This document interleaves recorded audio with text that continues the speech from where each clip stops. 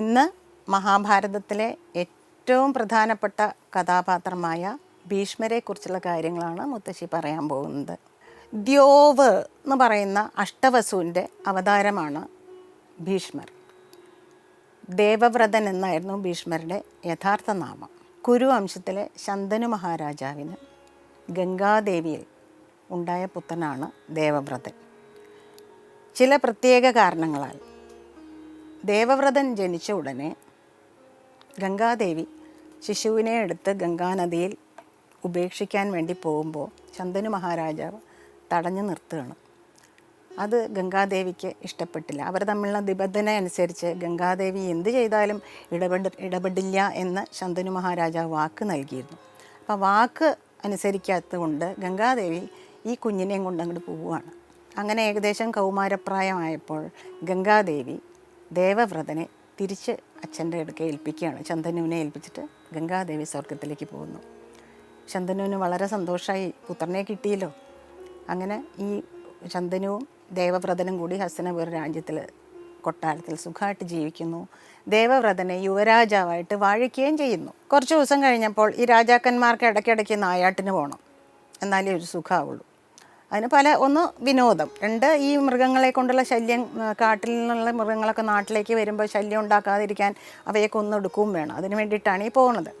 അങ്ങനെ ശന്തനു മഹാരാജാവ് നായാട്ടിന് മന്ത്രിമാരൊക്കെ ആയിട്ട് ഇങ്ങനെ പോയപ്പോൾ കാട്ടിലെത്തിയപ്പോൾ കസ്തൂരിയുടെ വാസന, അസല് വാസന വരുന്നു.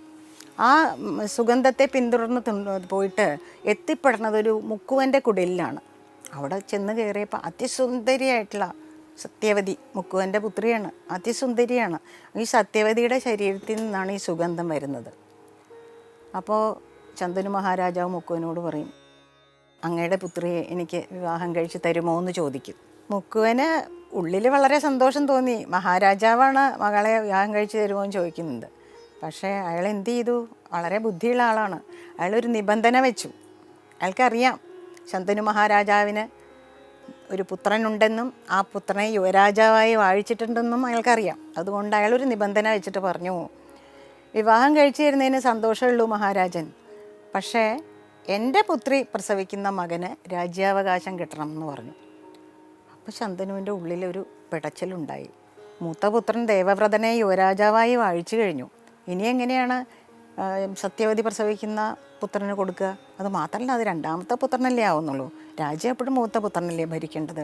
അദ്ദേഹം ഒന്നും പറയാതെ വളരെ വ്യസനത്തോടു കൂടി കൊട്ടാരത്തിലേക്ക് മടങ്ങി. മന്ത്രിമാരും പരിവാരങ്ങളും എല്ലാവരും കൊട്ടാരത്തിലേക്ക് മടങ്ങി. അപ്പോൾ അങ്ങനെ വിവശനായിട്ട് ഇങ്ങനെ ഇരിക്കുമ്പോൾ ദേവവ്രതൻ മന്ത്രിമാരോട് ചോദിക്കും, എന്താ അച്ഛൻ്റെ ഭാവത്തിലൊക്കെ ഒരു മാറ്റം കാണുമോ? ആകെ അവശനും വിവശനും ഒക്കെ ആണല്ലോ, ശരിക്കും ഉണ്ണുന്നില്ല, ഉറങ്ങുന്നില്ല. അപ്പോൾ മന്ത്രിമാർ പറയും, ഇതെങ്ങനെയൊക്കെ ഉണ്ടായി കാട്ടിൽ പോയപ്പോൾ, നായാട്ടിന് പോയപ്പോൾ പറ്റിയതാണ് എന്ന് പറഞ്ഞു. ദേവവ്രതൻ എന്ത് ചെയ്തു? നേരെ മുക്കുവൻ്റെ കുടിലേക്ക് പോയി. അവിടെ പോയിട്ട് മുക്കുവനോട് പറഞ്ഞു, അങ്ങയുടെ പുത്രി സത്യവതി ദേവിയെ എനിക്ക് മാതാവായി തരണം എന്നാണ് ചോദിക്കുന്നത്. എൻ്റെ അച്ഛനായ ശന്തനുവിൻ്റെ പത്നീപദം അലങ്കരിക്കാൻ പറഞ്ഞു. അപ്പോൾ മുക്കുവൻ അപ്പോഴും പറഞ്ഞു, ഒരു വിരോധവും ഇല്ല, തരാം, പക്ഷേ എൻ്റെ പുത്രി പ്രസവിക്കുന്ന മകന് രാജ്യാവകാശം കിട്ടും എന്ന് എനിക്ക് ഉറപ്പ് കിട്ടിയാൽ ഞാൻ സമ്മതിക്കാമെന്ന് പറഞ്ഞു. അപ്പോൾ ദേവവ്രതൻ പറഞ്ഞു, ഒരു സംശയവും വേണ്ട, സത്യവതി മാതാവ് പ്രസവിക്കുന്ന മകൻ തന്നെയായിരിക്കും രാജ്യാവകാശി എന്ന് പറഞ്ഞു. അപ്പോഴും മുക്കുവൻ പറയാ, അതിപ്പോൾ അങ്ങ് പറയുന്നു അങ്ങക്ക് രാജ്യാവകാശം ഉപേക്ഷിക്കാൻ സാധിക്കും, പക്ഷേ അങ്ങ് നാളെ വിവാഹിതനായി അങ്ങേക്ക് പുത്രന്മാരുണ്ടാകുമ്പോഴോ അവരവകാശം കൊണ്ടുവരില്ലേ എന്നാണ് ചോദിക്കണേ. മുക്കുവൻ അത്രയും ഫാർസൈറ്റഡാണ്, ദീർഘവീക്ഷണമുള്ള ആളാണ്. ഉടനെ ദേവവ്രതന് ഒന്ന് ആലോചിക്കുക പോലും വേണ്ട.